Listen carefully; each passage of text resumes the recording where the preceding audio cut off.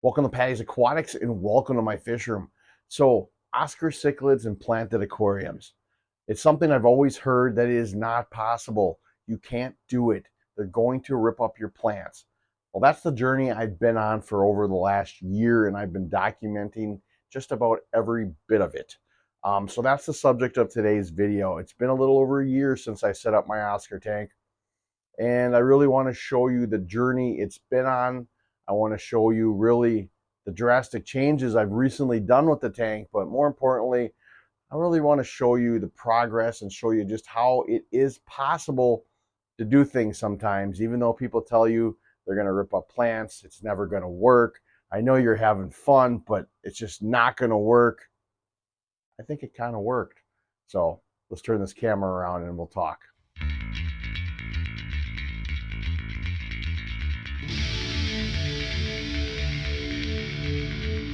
So to start this journey, let's start from the beginning. When I first was starting this tank up, I wanted to put something in here that was really going to push the boundaries for my own personal goals. I wanted to do something that was told that's not possible, that you can't do.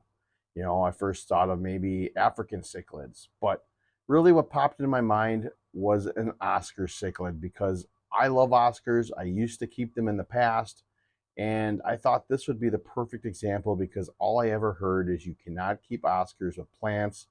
You can't keep them in dirted aquariums, that they are just going to destroy everything. And that got my juices flowing because I wanted to prove everybody wrong that this is a possible scenario and thing to do. So, how did I do it? Well, first, it took a lot of pre planning.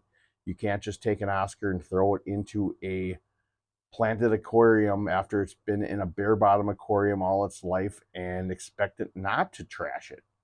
So what I did was first with the substrate, because I was going to do a dirted tank, is I needed to put egg crate within that substrate. So I put my dirt layer down first, then I put a little bit of sand, I put that egg crate in, and then I covered the egg crate with more sand for that cap. And that way the Oscar would never be able to reach that dirt layer no matter how much it may want to bed or dig, it would never be able to. So that was first thing. The second thing was, in order for this to be successful, in my opinion, I needed to get an Oscar that was a baby. One that you could put into a planted aquarium from the very beginning so that it knows this is its surroundings. Like I said before, you can't take an Oscar, adult Oscar, or an older Oscar that's been in a tank with fake plants or no plants and throw it into a heavily planted tank and not expect it to trash it. It's just not going to happen, or very unlikely. So that was the other thing I did, was put it in with plants as a young age, a small Oscar, and it worked. Now the thing grew, the plants were doing great.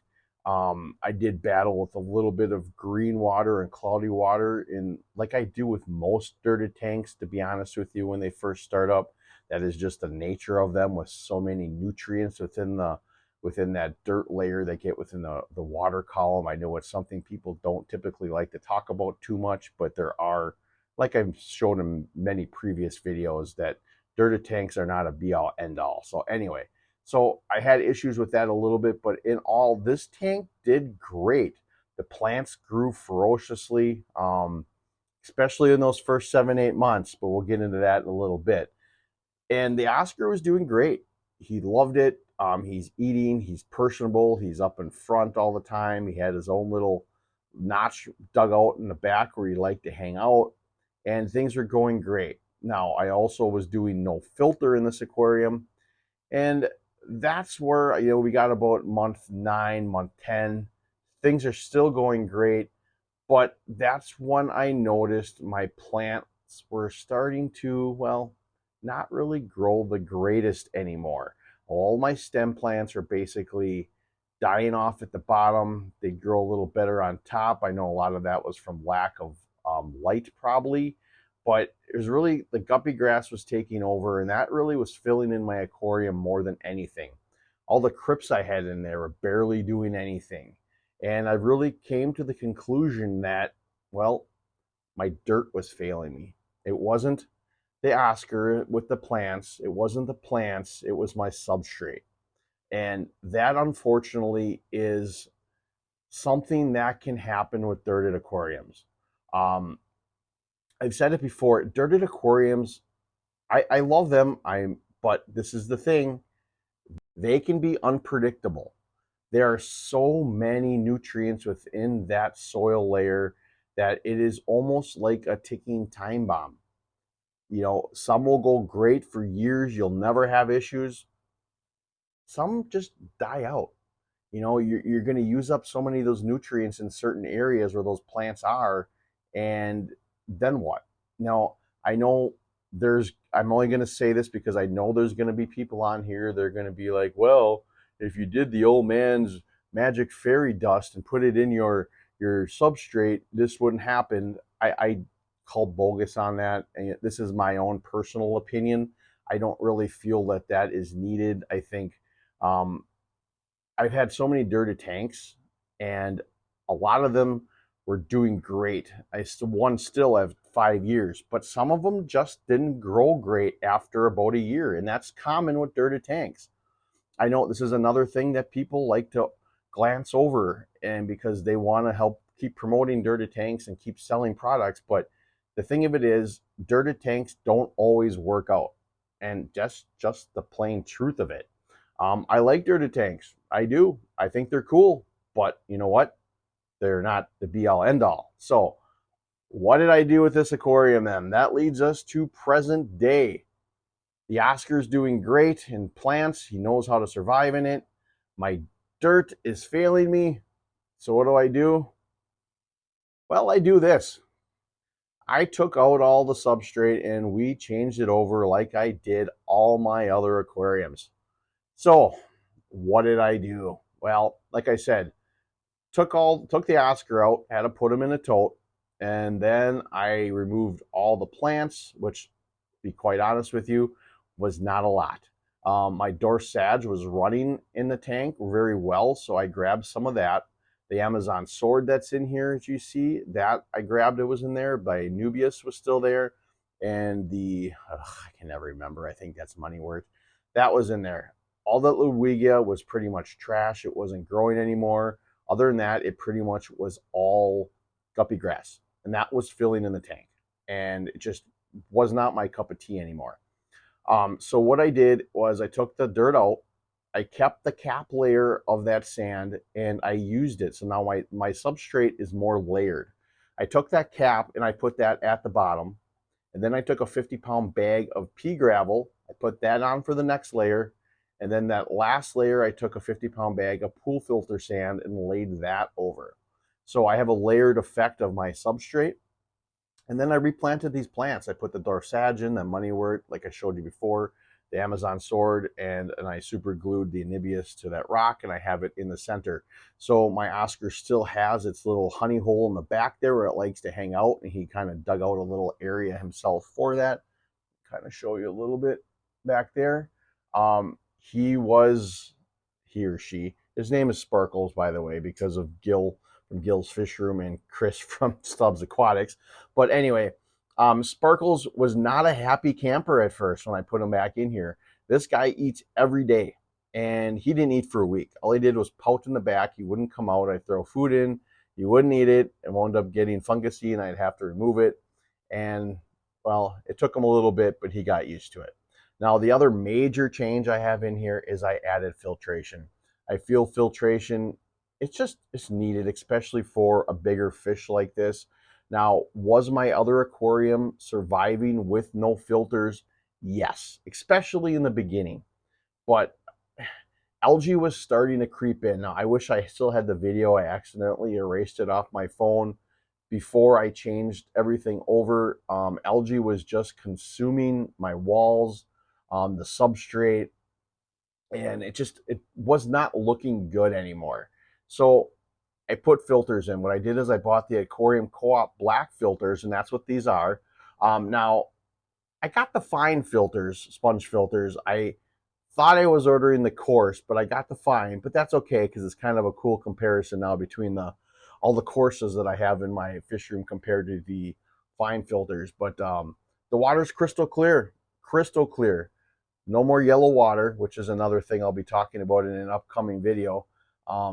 It's a crystal clear water tank. There's more room for him to swim around. And guess what? He's still okay with the plants. Why is that? Because he was used to them. He knows the plants. He's familiar with them.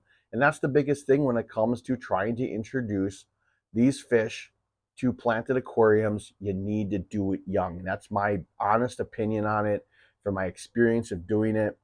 You got to get small ones so they know that this is their home and they know to be used to it. So, was this a success? I say 100% it was a success. I proved that you can keep an Oscar cichlid in a planted aquarium. Heck, I even proved you could keep one in a dirted aquarium. Like I said, dirt just didn't work out for me. I have no qualms with people that keep dirted aquariums, even though I'm tearing mine down. I think that seems to be a misnomer about myself. I do like dirted tanks yet. I just think they're not for everybody, and they don't always work out.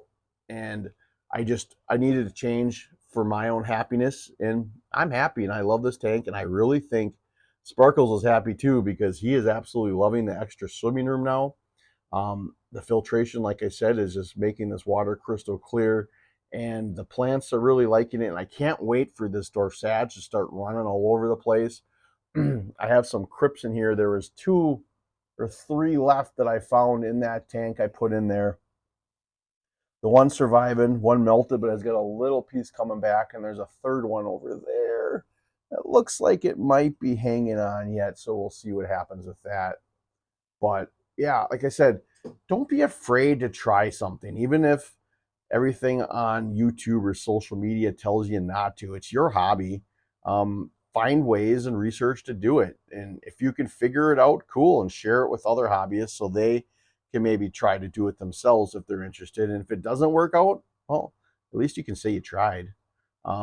If we didn't do it, if we did nothing that people told us online that says you couldn't do it, how would we ever figure new things out?